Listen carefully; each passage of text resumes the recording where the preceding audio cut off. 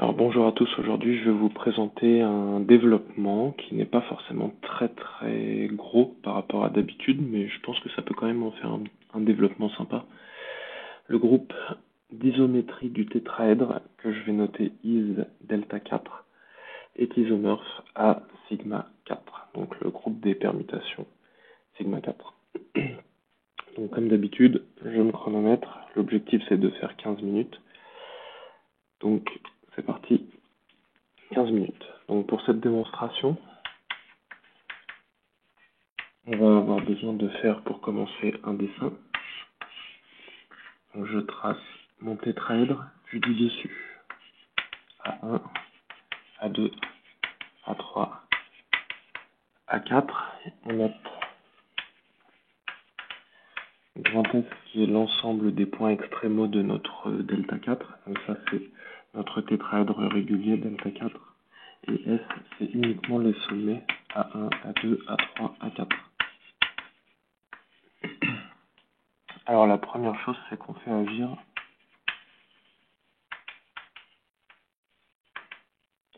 is de delta 4, donc l'ensemble du groupe des isométries sur delta 4 qui va agir sur F.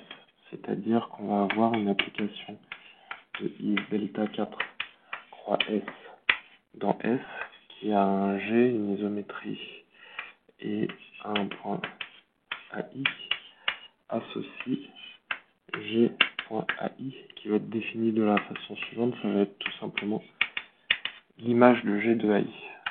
Donc là ici on a une action de groupe. Une action de groupe parce que ça vérifie les deux conditions, quel que soit AI appartenant à S, l'identité sur de is de delta 4 point AI, ça va bien être égal à AI, ça c'est la première chose. Et la deuxième chose, c'est que quel que soit G' appartenant à is de delta 4, et quel que soit AI appartenant à S, on a que G'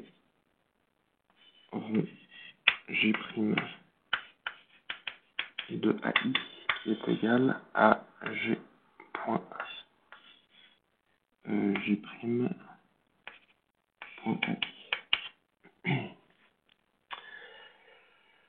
Voilà, donc là ici la seule particularité ici c'est qu'il faut vérifier en petit i, on vérifie que G de AI appartient à S, puisque ça finalement c'est la chose qui est la moins évidente de notre action de groupe, c'est-à-dire que là on est bien envoyé sur S, et ça c'est pas si évident que ça à voir. Donc comme G il appartient à is de delta 4, alors je sais que G stabilise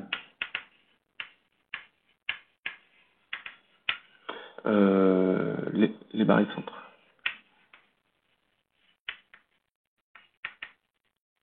Et G-1 aussi.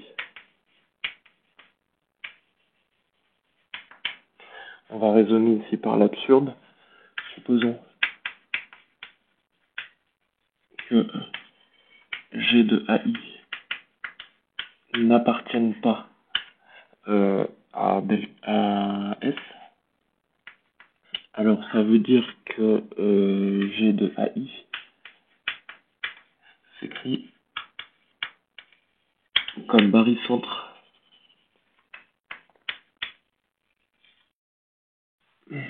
non trivial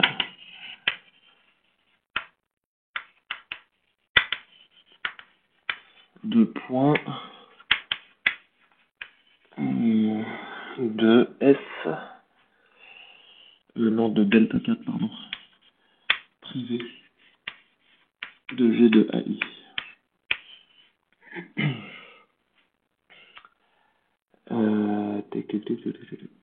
Voilà. C'est-à-dire que G de AI, en fait, ce n'est pas un point extrémal de notre delta 4. Donc du coup, si j'enlève ce G de AI, comme je ne suis pas un point extrémal de ma partie convexe, on pourrait même dire compacte ici, bien, du coup, je peux l'écrire comme barycentre. Donc, comme ça.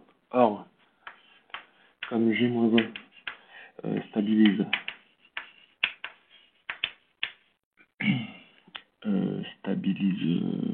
stabilise le barycentre,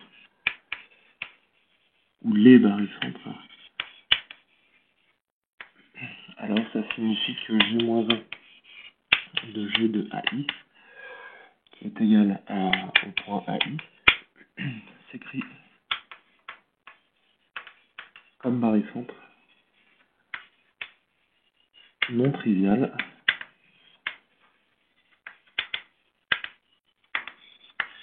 de points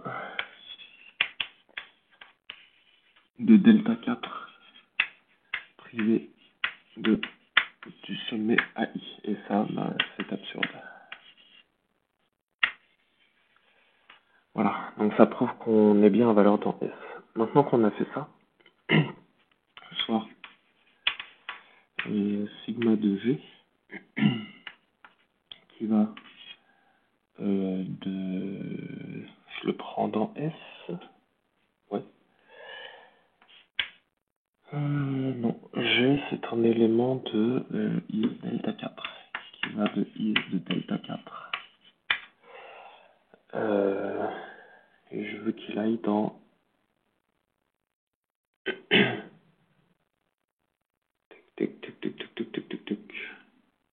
non, c'est ça. Hop, excusez-moi, qui va de S dans S. Qui va de S dans S et qui, à tout point AI, associe G.AI. Donc on sait que G.AI, c'est dans S maintenant. Donc pas de problème là-dessus. Alors, eh bien, on sait que sigma de G-1 est l'inverse. On voit rapidement hein, de sigma de G. Donc, sigma de G est bijective. Et ça signifie que sigma de G appartient au groupe des permutations de sigma de grand S. Ok? Et donc maintenant, une fois qu'on sait que ça appartient à ce groupe des permutations, je peux prendre une application phi qui va de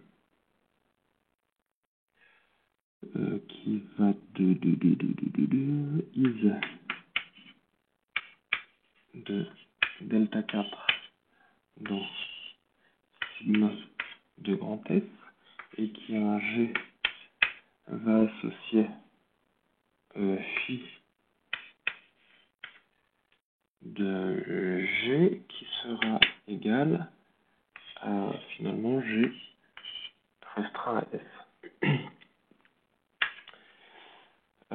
C'est une action, donc c'est un morphisme.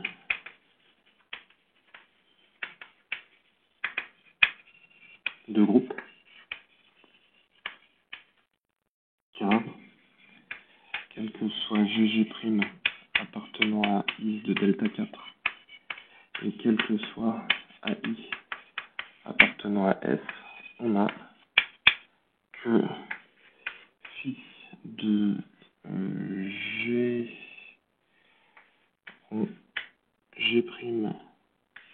appliqué à AI. Donc c'est égal ici. Donc c'est la restriction. Comment est-ce que je vais l'écrire?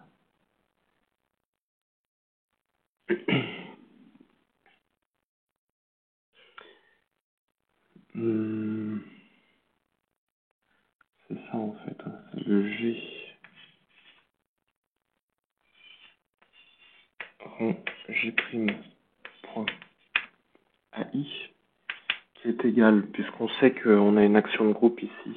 C'est donc G' point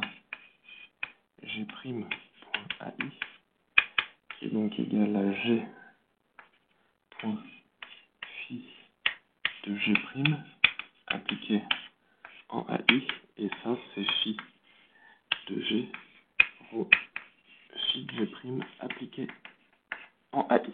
Voilà, donc là on a bien un morphisme de groupe. Notre morphisme phi,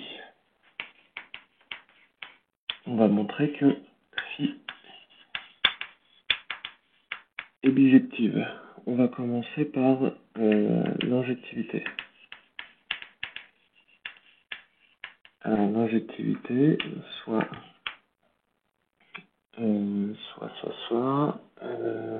G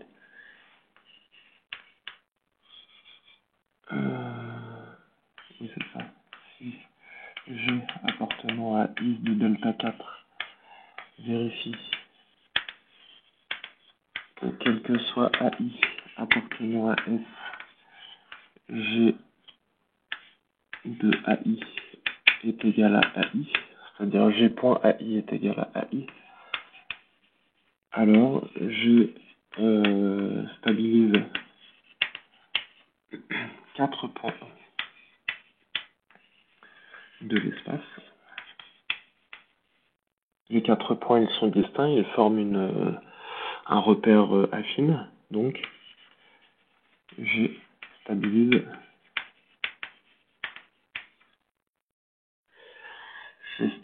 l'espace tout entier. Et donc, G, c'est l'identité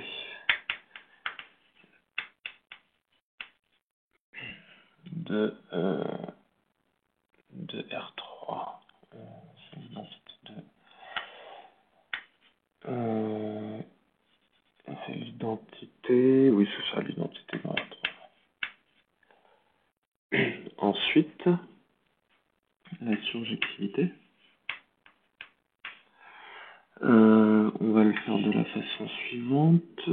Donc là, ici, on va passer à des permutations. Donc là, il faudrait reprendre la figure. En fait, on va faire la chose suivante. Là, je vais prendre le milieu. Ici, c'est A1, A2, A3, A4. Par exemple, eh bien, je prends ici M, le milieu de A3, A4. Donc, on va le faire dans le cas général. Soit un couple IJ qui appartient à 1, 4 au carré avec I différent de J. On considère la réflexion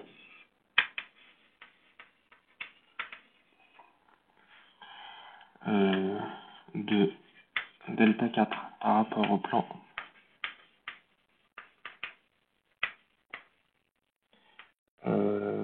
M AK AL avec M milieu de AI AJ et K différent de IJ, L différent de IJ, K. On note cette réflexion S de AI AJ. Alors,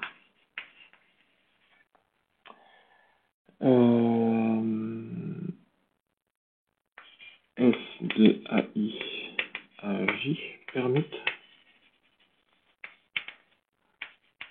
AI et AJ.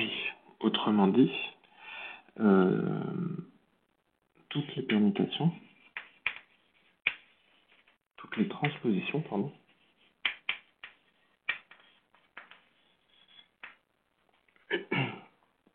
de sigma de S sont image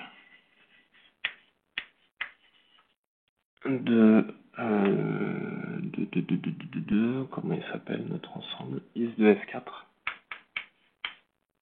de delta 4, pardon, par J. Or, les transpositions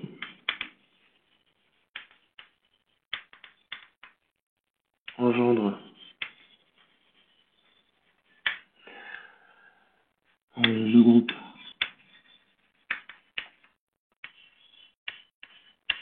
sigma de S Donc, phi est bien surjective. Donc, phi est bijective. Et donc, on a que is de delta 4 est isomorphe à sigma de S. C'est-à-dire que is de delta 4 est isomorphe à sigma 4. Voilà, je m'arrête là puisque ça fait exactement 15 minutes. Je pense que j'ai peut-être perdu un petit peu de temps sur quelques notions. J'ai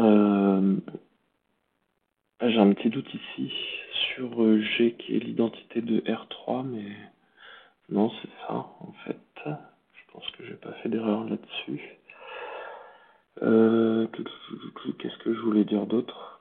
Voilà, en fait, pour la toute première partie, au niveau de mes références, j'ai utilisé donc ici